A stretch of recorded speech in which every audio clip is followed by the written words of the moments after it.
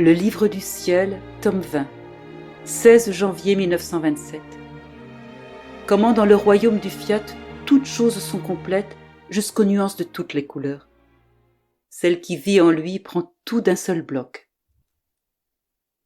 Je continuais à me plonger dans le suprême vouloir, et mon doux Jésus s'est fait voir en appuyant sa tête contre la mienne. Et comme je souffrais, je lui ai dit « Mon amour, regarde, je suis dans ton aimable volonté. Et comme je veux venir au ciel avec toi, c'est ta volonté même, et non la mienne, qui demande que tu me prennes avec toi. Par conséquent, contente ta volonté, qui étant partout, te prie partout, dans les cieux, dans le soleil, dans la mer, de ne pas garder plus longtemps ta petite fille en exil, loin de toi, mais qu'après tant de difficultés et de privations de toi, tu la laisses atterrir dans ta céleste patrie. Oh, je t'en prie, aie pitié de moi et de ta volonté qui te prie. Et Jésus, toute compassion, me dit « Pauvre fille, tu as raison. Je sais combien te coûte ton exil.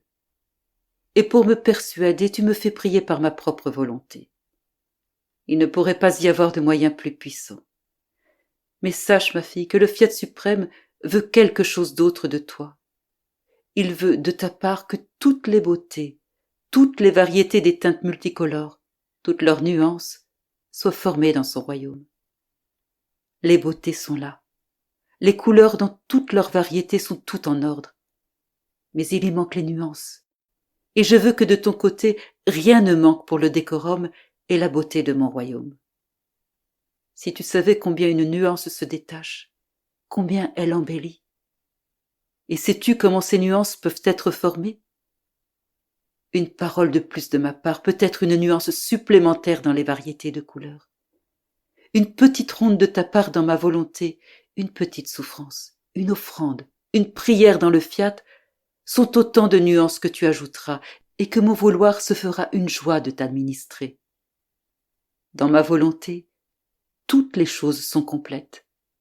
Et elle ne tolérerait pas que sa première fille ne prenne pas tous ses actes complets, autant que cela est possible pour une créature, pour former son divin royaume. Après quoi, j'ai poursuivi mon envol dans le suprême vouloir. Et mon doux Jésus se manifesta en moi et me dit « Ma fille, celle qui vit dans la divine volonté prend tout ensemble, comme d'un seul bloc. En fait, étant donné que ma volonté est partout, rien ne peut lui échapper. Sa vie est éternelle. Son immensité ne connaît pas de limite ni de circonférence. Et par conséquent, l'âme qui vit en elle prend le Dieu éternel, tous les cieux, le soleil, tout ce qui existe, la Vierge, les anges, les saints, en somme tout. Et lorsqu'elle prie, palpite, respire ou aime, son acte devient commun à tous. Ainsi tous palpitent de sa palpitation, tous respirent avec son souffle, tous aiment avec son amour, parce que partout où s'étend ma volonté, elle amène chaque chose à accomplir l'acte de celle qui vit en elle. Il s'ensuit que puisque la reine souveraine occupe la première place dans le divin fiat, elle sent tout près d'elle la petite fille qui vit en lui. Et s'associant à elle, la reine répète ce qu'elle fait avec elle et met en commun ses mères de grâce, de lumière et d'amour, car une est la volonté de la mère et de la petite fille. Plus encore, la hauteur de la souveraine du ciel se sent honorée en elle par des actes d'une divine volonté. Elle sent que cette petite fille entre dans ses mères et en les agitant par ses actes, les fait grossir, les redouble et les étend. Mais pour faire quoi? Pour que le Créateur reçoive une gloire et un amour divin redoublés de ses mères d'amour, et pour placer comme en banque les mères de sa céleste maman, afin qu'elles puissent en recevoir une gloire redoublée.